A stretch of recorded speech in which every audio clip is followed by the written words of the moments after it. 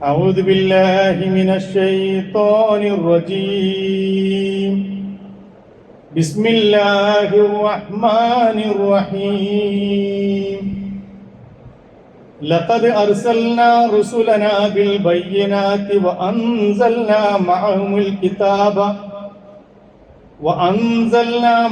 الكتاب والميزان ليقوم الناس بالقسط وأنزلنا الحديد فيه بأس شديد ومنافع للناس وليعلم الله من ينصره ورسله بالغيب إن الله قوي عزيز. صدق الله مولانا العظيم وصدق وبلغ رسوله النبي الكريم ونحن على ذلك من الشاهدين الشاكرين والحمد لله رب العالمين.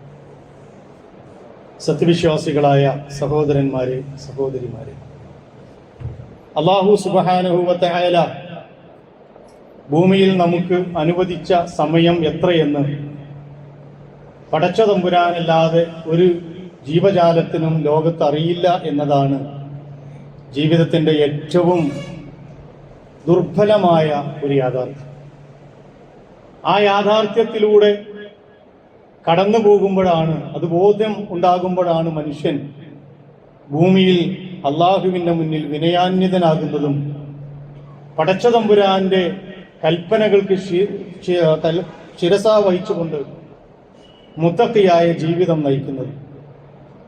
ആ തരത്തിൽ ജീവിക്കുന്ന, അള്ളാഹുവിനെ പേടിക്കുകയും സൂക്ഷിക്കുകയും അവന്റെ വിധിവിലക്കുകളെ മാനിക്കുകയും ചെയ്യുന്ന സത്യവിശ്വാസികളുടെ കൂട്ടത്തിൽ ഉൾപ്പെടണമെന്ന് ആദ്യമേ എന്നെയും പിന്നീട് നിങ്ങളിൽ ഓരോരുത്തരെയും ഞാൻ വസിയ്യത്ത് ചെയ്യുന്നു. അല്ലാഹു സുബ്ഹാനഹു വ തആല അത്തരത്തിലുള്ള അവന്റെ അടിയാറുകളുടെ കൂട്ടത്തിൽ എന്നെയും നിങ്ങളെയും ഉൾപ്പെടുത്തി അനുഗ്രഹിക്കുമാറാകട്ടെ. പരിശുദ്ധമായ റബീഉൽ അവ്വൽ ഹിജ്റ കലണ്ടറിലെ 3-ാമത്തെ മാസത്തിലൂടെയാണ് നമ്മൾ കടന്നു പോകുന്നത്. റസൂലുള്ളാഹി സ്വല്ലല്ലാഹു അലൈഹി വസല്ലമയുടെ ജനനവും അതുപോലെ പ്രവാചകന്റെ വഫാത്തും സംഭവിച്ചത് ഈ മാസത്തിലാണ് എന്നാണ് പ്രാമാണികമായ ചരിത്ര രേഖകൾ നമ്മളെ പഠിപ്പിക്കുന്നത്. ജനനം മറ്റു ചില മാസങ്ങളിലാണ് എന്ന അഭിപ്രായമുള്ള പണ്ഡിതന്മാരുണ്ട്. എന്നാൽ മരണം റബീഉൽ അവ്വലിലായിരുന്നു എന്നതിൽ പ്രാമാണികരായ എല്ലാ പണ്ഡിതന്മാരും യോജിക്കുകയും ചെയ്യും. ആ പ്രവാചകന്റെ നിയോഗവും ലക്ഷ്യവും ഉമ്മത്ത് മുസ്ലിമ അനുസ്മരിക്കുകയും അതിനെ പ്രയോഗവൽക്കരിക്കുകയും ആ സന്ദേശം ലോകത്തിന് പകർന്നു കൊടുക്കുകയും ചെയ്യുന്ന സന്ദർഭങ്ങളിലൂടെയാണ് നമ്മൾ കടന്നു പോകുന്നത്. ഇഖാമത്ത്, അള്ളാഹുവിന്റെ ദീനിന്റെ നിലനിൽപ്പ് എന്ന് പറയുന്നത് ഈ ചരിത്രപരമായ ദൗത്യം ഉമ്മത്ത് മുസ്ലിമ ഏറ്റെടുക്കുമ്പോഴാണ്. റസൂലുള്ളാഹി സ്വല്ലല്ലാഹു അലൈഹി വസല്ലം അന്ത്യപ്രവാചകനായിരുന്നു എന്നത് മുസ്ലിം ലോകം തലകുലുക്കി സമ്മതിക്കുന്ന യാഥാർത്ഥ്യമാണ്. ഇനി ഒരു റസൂല് വരാനില്ല എന്നതും യാഥാർത്ഥ്യമാണ്. അതില്ലാത്തത് കൊണ്ട് തന്നെ ആ റസൂലിന്റെ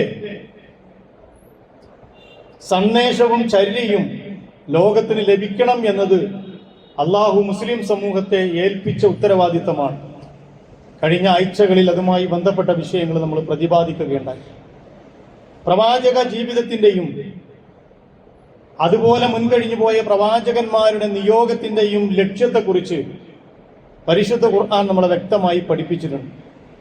അതിലേറ്റവും പ്രത്യേകതയോടുകൂടി പരിശുദ്ധ ഖുർആൻ പഠിപ്പിച്ച ഒരു സംഗതിയാണ് ലോകത്ത് നീതി നടപ്പിലാക്കുക എന്നത് പ്രവാചക നിയോഗങ്ങളുടെ ലക്ഷ്യമാണ്.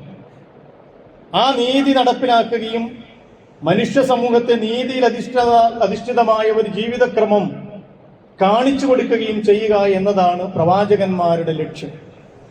പരിശുദ്ധ ഖുർആൻ ഞാൻ നേരത്തെ ഓതി വെച്ച സൂറത്തുൽ ഹദീദില് 25-ാമത്തെ ആയത്തിൽ അത് വളരെ വ്യക്തമായി പറയുന്നുണ്ട്.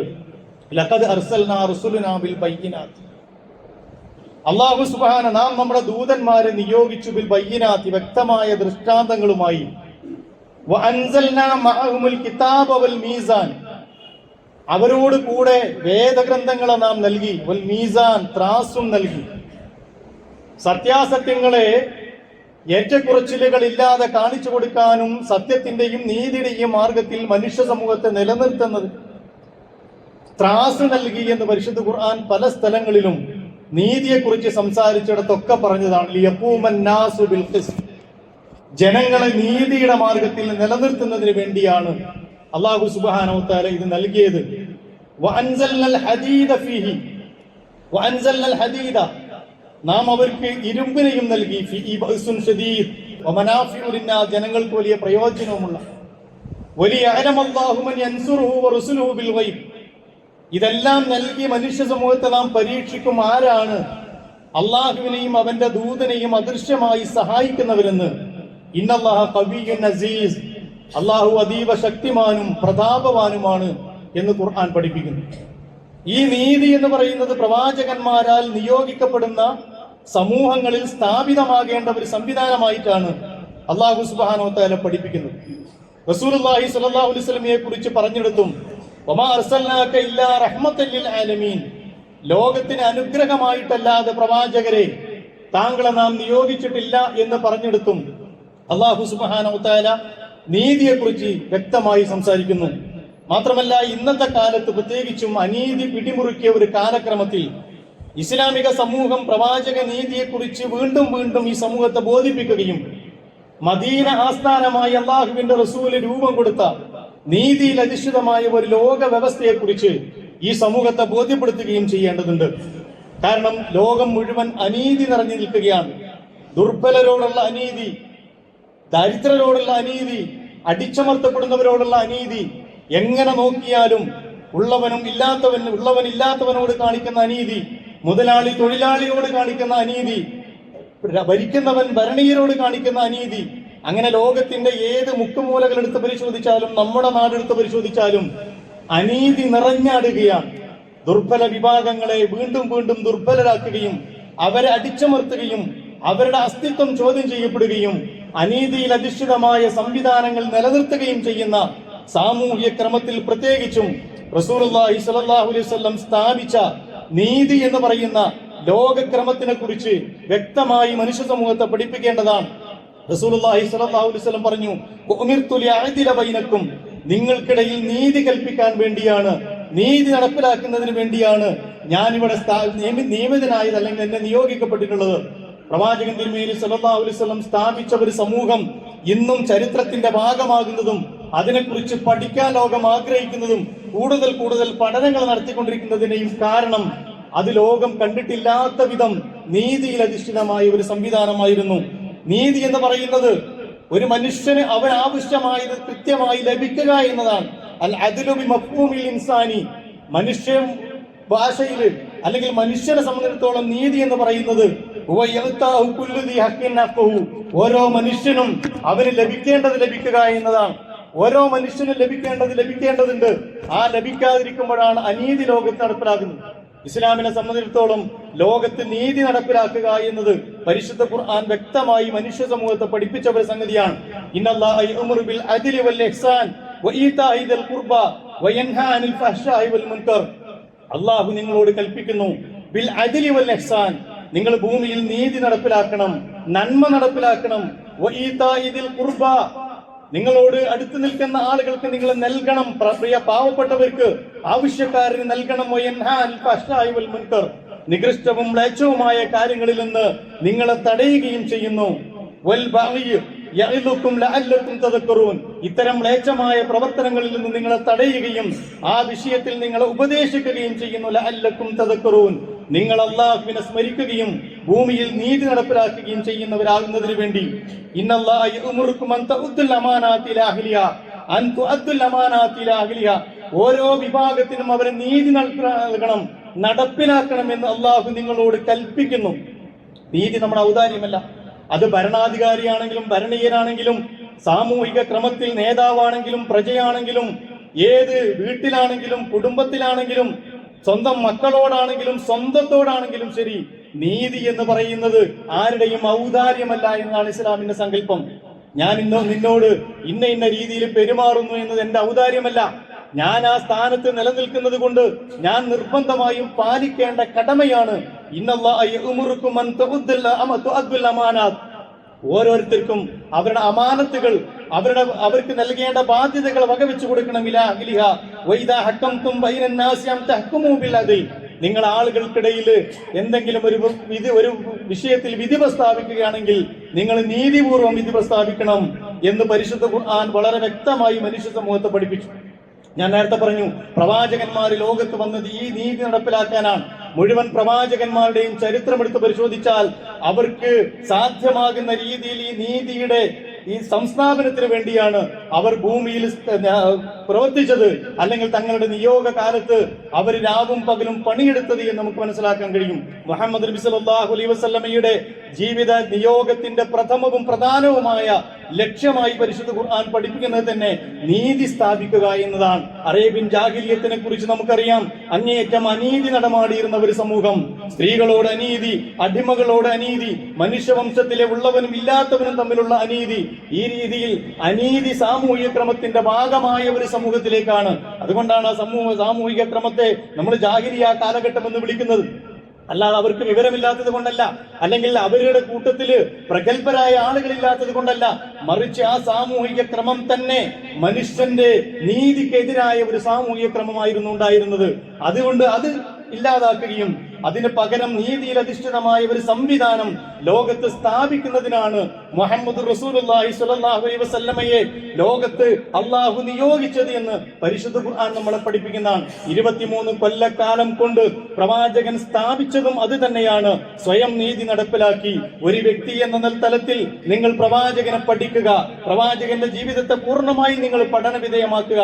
അനീതിയുടെ കണികകൾ എവിടെയെങ്കിലും കാണുന്നുണ്ട് എങ്കിൽ ചരിത്രത്തിൽ നിങ്ങൾക്കത് ചോദ്യം ചെയ്യപ്പെടാൻ അധികാരമുണ്ട്, ചോദ്യം ചെയ്യാൻ അധികാരമുണ്ട്. നിങ്ങൾക്കത് കാണാൻ സാധ്യമല്ല.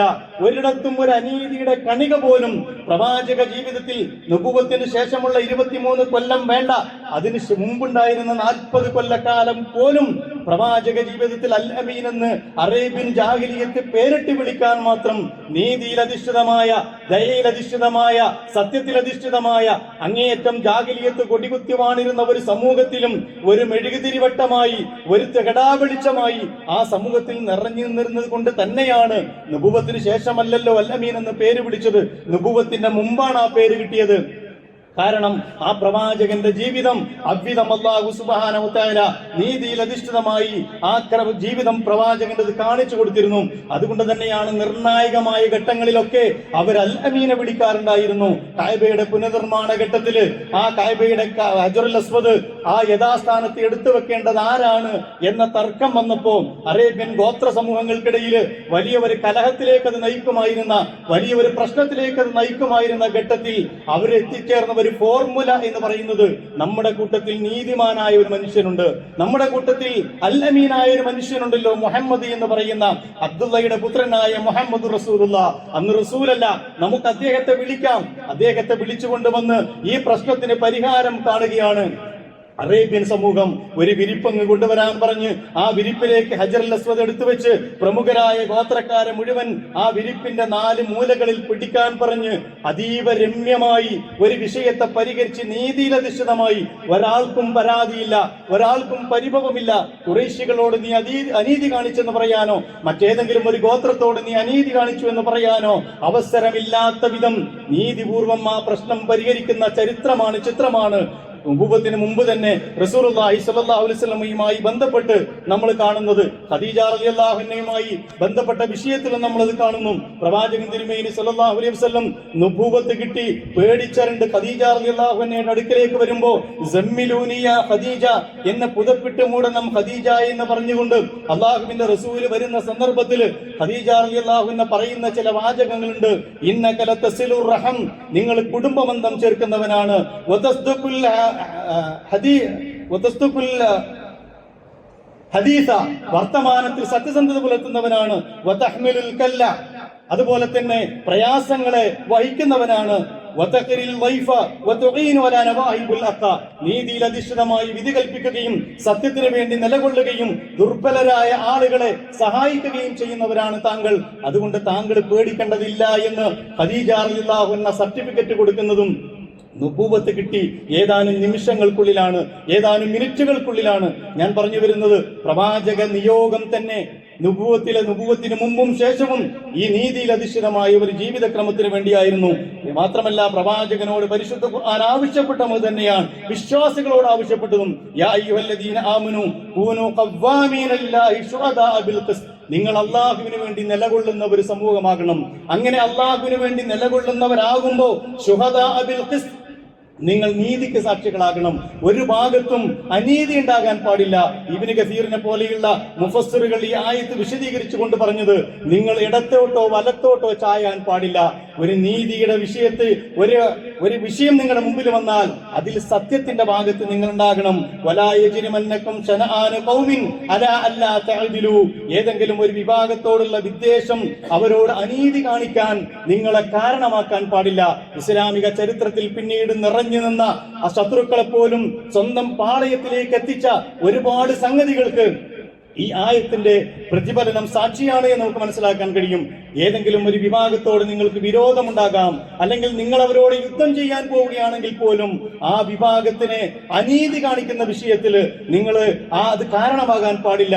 യഅ്ദിലു, നിങ്ങൾ അല്ലാഹുവിന്റെ മാർഗത്തിൽ നീതിപൂർവം ചെയ്യണമോ. അഖ്റബുൽ തഖ്വ, അതാണ് തഖ്വയോട് ഏറ്റവും സമീപസ്ഥമായത് എന്ന് പരിശുദ്ധ ഖുർആൻ പഠിപ്പിക്കുന്നു. എന്നിട്ട് മാത്രമല്ല വമൻ യഹ്കും ബിമാ അൻസലല്ലാഹ് ഫഉലൈക ഹുമുൽ കാഫിറൂൻ. നീതിപൂർവം വിധിക്കാത്ത, അള്ളാഹു അവതരിച്ചതിൽ നിന്ന് നീതിപൂർവം വിധിക്കാത്ത ആളുകള് അവര് കാഫിറുകളാണ്, അവര് ളാലിമുകളാണ്, അവര് മുശ്രിക്കുകളാണ് എന്ന് പരിശുദ്ധ ഖുർആൻ 3 സ്ഥലങ്ങളിൽ ആവർത്തിച്ച് പറയുന്നു. വമൻ യഹ്കും ബിമാ അൻസലല്ലാഹ് ഫഉലൈക ഹുമുൽ കാഫിറൂൻ. അതുപോലെ തന്നെ ഫഉലൈക ഹുമുൽ ളാലിമൂൻ ഫഉലൈക ഹുമുൽ ഫാസിഖൂൻ, അവര് ഫാസിഖുകളാണ് എന്നും പറഞ്ഞു വെക്കുന്നു. റസൂലുള്ളാഹി സ്വല്ലല്ലാഹു അലൈഹി വസല്ലമ നുബുവത്തിന് ശേഷമുള്ള ചരിത്രം എടുത്ത് പരിശോധിച്ചാലും പ്രവാചകൻ സല്ലല്ലാഹു അലൈഹി വസല്ലമ എപ്പോഴും പറയാറുള്ളായിരുന്ന അറേബ്യൻ ജാഹിലിയത്തിൽ തന്നെയുള്ള ഒരു സംഗതി ഉണ്ടായിരുന്നു. ഇൽഫുൽ ഫുദൂൽ എന്ന് പറയുന്ന യമനിലെ ഒരു വ്യാപാരി ചരക്കുകളുമായി അറേബ്യൻ സമൂഹത്തിലേക്ക് മക്കയിലേക്ക് വന്നു. അദ്ദേഹത്തിന്റെ ചരക്കിനെ മക്കയിലെ പ്രമുഖ ഗോത്രത്തിലെ ആളായിരുന്ന ആസിബിന് വായിൽ സഹിമി എന്ന് പറയുന്ന ഒരു മക്കയിലെ പ്രമുഖൻ പിടിച്ചടക്കുകയും അത് അദ്ദേഹത്തിന് അതിന്റെ പ്രതിഫലം നൽകാതിരിക്കുകയും മുതലിന്റെ പൈസ നൽകാതിരിക്കുകയും ചെയ്യുന്ന സന്ദർഭത്തിൽ പിന്നീട് അറബികളെല്ലാവരും കൂടി ഉണ്ടാക്കിയ ഒരു ഉടമ്പടി, ഇൽഫുൽ ഫുദൂൽ എന്ന് പറയുന്ന ആ ഉടമ്പടിയെ കുറിച്ച് പ്രവാചകൻ പറയാറുണ്ടായിരുന്നു. കാല ഷഹിത്തു ഇൽഫൽ മുതയ്യിബീന മഅ ഉമ്മത്തി. എന്റെ പിതാമഹന്മാരുടെ കൂടെ ഈ പ്രതിജ്ഞയ്ക്ക്, ഈ ഉടമ്പടിക്ക് ഞാൻ സാക്ഷിയായിട്ടുണ്ട്. വഅന ഗുലാമുൻ, ഞാനൊന്ന് കുട്ടിയാണ്, പക്ഷേ ഫമാ ഉഹിബ്ബു അന്നലി ഹുംറൻ നഅം വഅന്നി അൻകസു.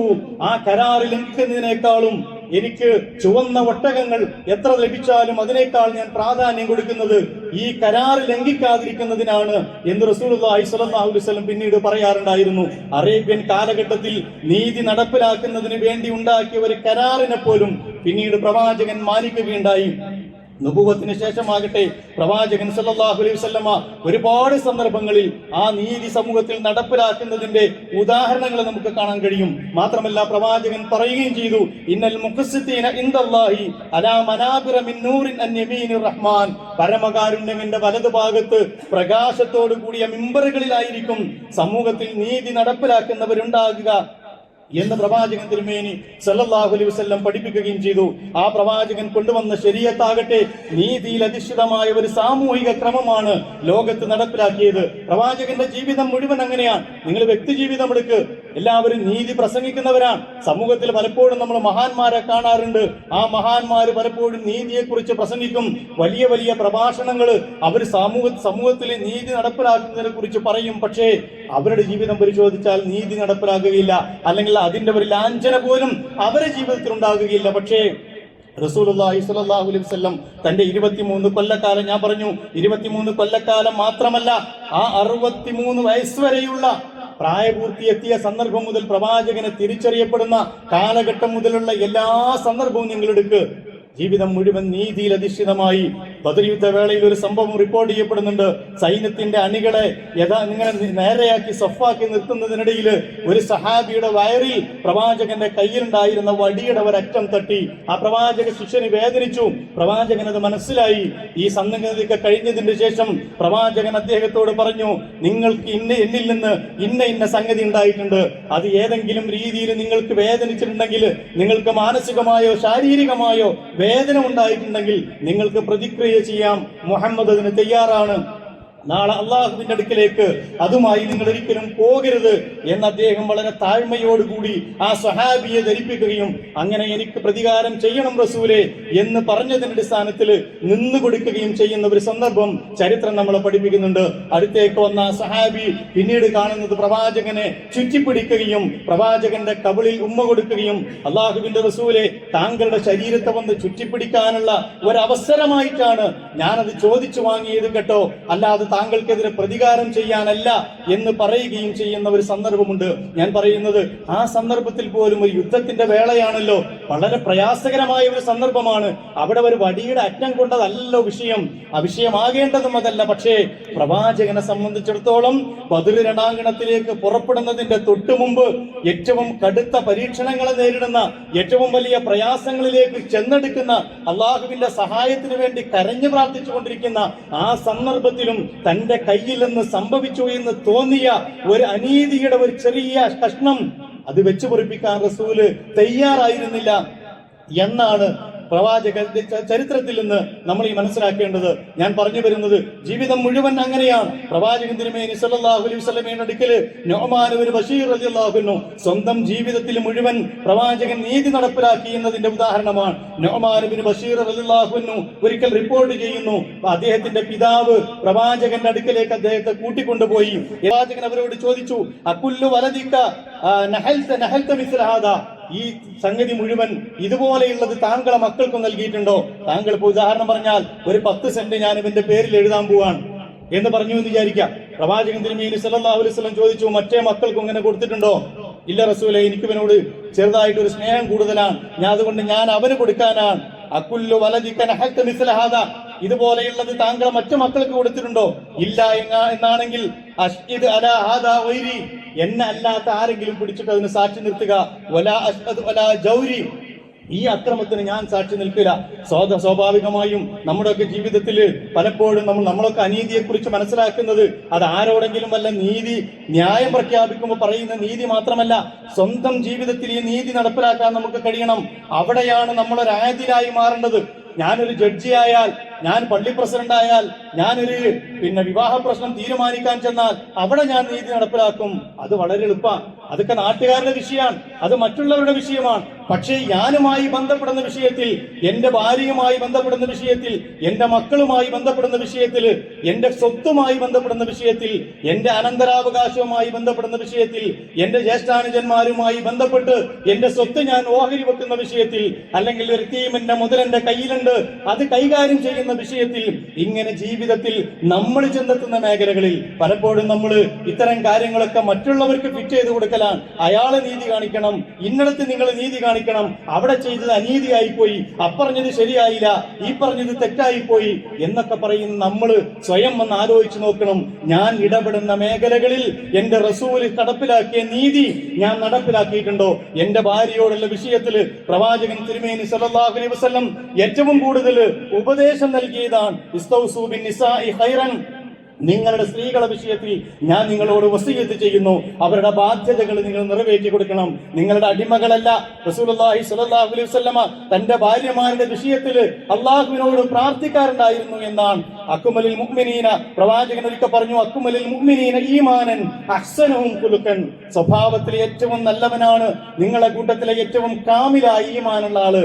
വഖിയാറുക്കും ഖിയാറുക്കും ലിനിസാഇഹിം, നിങ്ങളുടെ കൂട്ടത്തിലെ ഏറ്റവും ഉത്തമനാരെന്ന് ചോദിച്ചാൽ നിങ്ങളുടെ വീട്ടുകാരികളോട്, സ്വന്തം ഭാര്യയോട് ഏറ്റവും നന്നായി പെരുമാറുന്നവനാണ് എന്ന് പ്രവാചകൻ തിരുമേനി സല്ലല്ലാഹു അലൈഹി വസല്ലം പഠിപ്പിച്ചു. മാത്രമല്ല നമസ്കാരത്തിൽ പോലും ആ പ്രവാചകൻ തിരുമേനി സല്ലല്ലാഹു അലൈഹി വസല്ലം ദീർഘമായി ഓതണം പോകണമെന്ന് തീരുമാനിച്ചാൽ പോലും കുഞ്ഞിന്റെ കരച്ചിൽ കേട്ടാൽ ആ കുഞ്ഞിന്റെ ഉമ്മയുടെ മനസ്സ് വേദനിക്കുമെന്ന് വിചാരിച്ച് നമസ്കാരത്തിൽ ചുരുക്കി ഓതുമായിരുന്നു റസൂൽ എന്ന് അനസ് ബിൻ മാലിക് റളിയല്ലാഹു അൻഹു റിപ്പോർട്ട് ചെയ്യുന്നു. ഞാൻ പറഞ്ഞു വരുന്നത്, നമ്മുടെ ജീവിത പരിസരവുമായി എവിടെയാണ് ഈ നീതി ഏറ്റുമുട്ടുന്നത് എന്ന് നമ്മൾ മനസ്സിലാക്കുന്നിടത്താണ് പ്രവാചകന്റെ നീതിയുടെ പ്രയോഗവൽക്കരണം നമ്മുടെ ജീവിതത്തിൽ നടക്കുക. അല്ലെങ്കിൽ ഇതുകൊണ്ടൊന്നും കാര്യമില്ല. എന്റെ മക്കളിൽ ഒരാളോട് എനിക്ക് പ്രിയം തോന്നുന്നു, അവന്റെ പേരിൽ ഞാൻ ആദ്യമേ തന്നെ വീടെഴുതി വെച്ചു, അവന് വേണ്ടി 10 സെന്റ് മാറ്റിവെച്ചു, അതാരും അറിഞ്ഞിട്ടില്ല, അത് ഇതുവരെ ആരോടും ഞാൻ പറഞ്ഞിട്ടില്ല. ആരോടാ ഇനി പറയേണ്ടത്? അറിയേണ്ടവൻ അറിഞ്ഞിട്ടുണ്ടല്ലോ അള്ളാഹുവിന്റെ കോടതിയിൽ. ഇനി ഇയാള് മരിച്ചുപോയതിന്റെ ശേഷമായിരിക്കും ഒരു പക്ഷേ നാട്ടുകാരും വീട്ടുകാരൊക്കെ അത് അറിയാം. ഇന്ന മകനോട് ഇന്ന അനീതി ചെയ്തിട്ടുണ്ട്, ഇന്ന മകളോട് ഇന്ന അനീതി ചെയ്തിട്ടുണ്ട്, ഇന്ന ഭാര്യയോട് ഞാൻ ഇന്നത് ചെയ്തിട്ടുണ്ട്.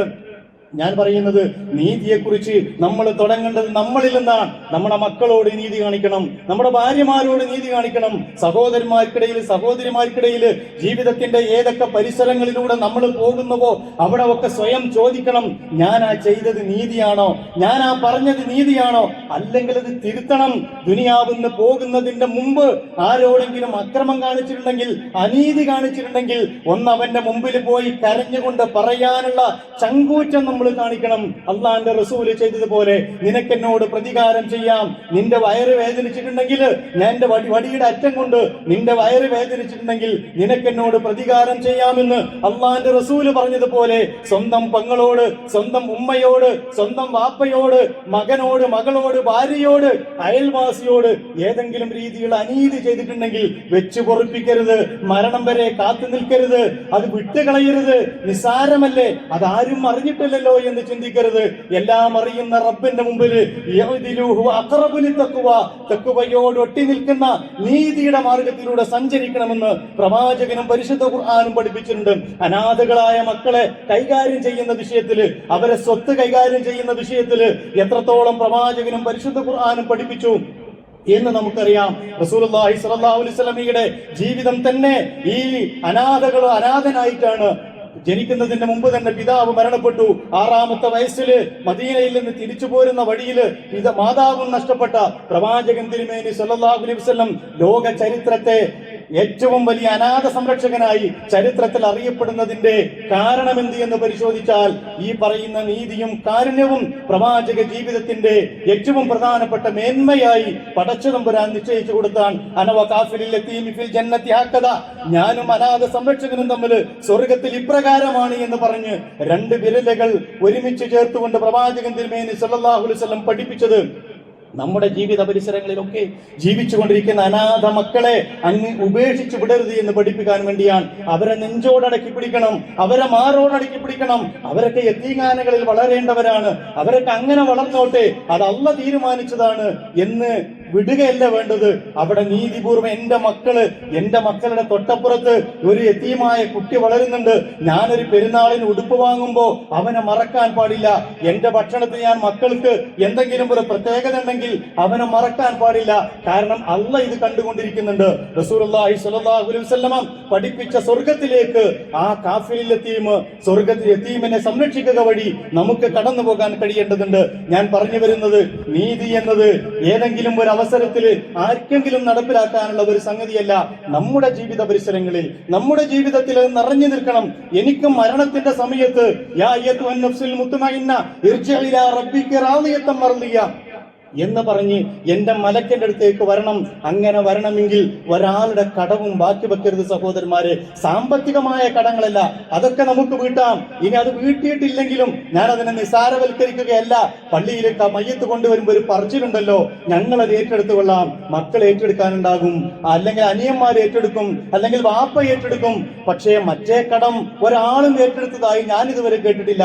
പുറത്തു കൊടുക്കാൻ പറയുക എന്നല്ലാതെ, പുറത്തു കൊടുക്കാൻ പറയുന്നത് കേട്ടവര് ആ പള്ളിയിലെ മയ്യിത്ത് നമസ്കരിക്കാമെന്നവർ മാത്രമാണല്ലോ. വേറെ ജീവിത പരിസരങ്ങളിൽ കടന്നുപോയ അനേകം മനുഷ്യന്മാരോട് ചെയ്ത അനീതി എവിടെ നിന്നാണ് പൊറുക്കപ്പെടുക? അതുമായി ഖബറിലേക്ക് വെക്കുമ്പോ മുൻകറും നക്കീറും വരുമ്പോ ചോദിക്കപ്പെടുമെന്ന ബോധ്യത്തിൽ നിന്നാണ് പ്രവാചക നീതിയെക്കുറിച്ച ചിത്രം ആരംഭിക്കേണ്ടത്.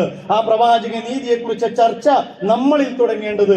അതുകൊണ്ട് ഈ മാസത്തിന്റെ സവിശേഷതയായി പ്രവാചക സന്ദേശത്തിന്റെ ഏറ്റവും പ്രധാനപ്പെട്ട പോയിന്റായി നമ്മൾ പ്രതിജ്ഞ ചെയ്യണം, തീരുമാനമെടുക്കണം. എന്നിൽ നിന്ന് എന്തെങ്കിലും രീതിയിൽ എന്റെ ജീവിതത്തിൽ വല്ല അനീതിയും ആർക്കെങ്കിലും ബോധ്യപ്പെട്ടിട്ടുണ്ടെങ്കിൽ ഇനി ഒരു ദിവസം പോലും അമാന്തിച്ചു നിൽക്കാതെ ഞാൻ അവന്റെ മുന്നിൽ ചെന്ന് അതിന് ഞാൻ മാപ്പ് ചോദിക്കും. അത് പരിഹരിക്കാനുള്ളതാണെങ്കിൽ ഞാൻ പരിഹരിക്കും. ഇനി ഇവിടെ നിന്ന് അങ്ങോട്ട് എന്നിൽ നിന്ന് ഒരാൾക്കും ഒരു അനീതി ഉണ്ടാകില്ല. അതെന്റെ മകനാണെങ്കിലും ഭാര്യയാണെങ്കിലും മക്കളാണെങ്കിലും മാതാപിതാക്കളാണെങ്കിലും. മാതാപിതാക്കളോട് അനീതിയെ കുറിച്ച് ചെയ്ത ആളുകളെ കുറിച്ച് ഇപ്പൊ ഞാൻ പറയാൻ ഉദ്ദേശിക്കുന്നില്ല, അത് വേറെ തന്നെ പറയേണ്ടതാണ്. അത് ദുനിയാവിലും ആഖിറത്തിലും അതിനപ്പുറത്തേക്ക് പ്രധാനപ്പെട്ട കനപ്പെട്ട ഒരു സംഗതിയുമില്ല എന്നത് വേറെ വിഷയമാണ്, കൂട്ടത്തിൽ പറഞ്ഞു എന്ന് മാത്രം. അതുകൊണ്ട് പ്രിയപ്പെട്ട സഹോദരന്മാരെ, അള്ളാഹുവിന്റെ റസൂല് നീതിമാനാണ്, അള്ളാഹിന്റെ റസൂല് നീതിമാനാണ്. അള്ളാഹുവിന്റെ റസൂല് നീതിയല്ലാത്ത ഒന്നും ചെയ്തിട്ടില്ല, ജീവിതത്തിൽ എവിടെയും ചെയ്തിട്ടില്ല എന്നീ സമൂഹത്തോട് പറയേണ്ടവരാണ് നമ്മൾ. ആ പറയുന്നതിനൊപ്പം സ്വന്തം നെഞ്ചിലേക്ക് വിരൽ ചൂണ്ടിയിട്ട് ഞാനൊരു ആദിലാണ്, ഞാനൊരു നീതിമാനാണ് എന്ന് അള്ളാഹുവിന്റെ മുമ്പിൽ ഞാൻ ആ നീതിമാന്റെ വേഷത്തിൽ റബ്ബിനെ കണ്ടുമുട്ടുമെന്ന് പ്രതിജ്ഞ ചെയ്യാനും നമുക്ക് കഴിയണം. അള്ളാഹു അത്തരത്തിലുള്ള ജീവിതം നൽകി എന്നെയും നിങ്ങളെയും അനുഗ്രഹിക്കുമാറാകട്ടെ. അഖൂലു ഖൗലി ഹാദാ അസ്തഗ്ഫിറുല്ലാഹ ലി വലക്കും വലിജമീഇൽ മുസ്ലിമീന വൽ മുഅ്മിനീൻ അജ്മഈന യാ റബ്ബൽ ആലമീൻ.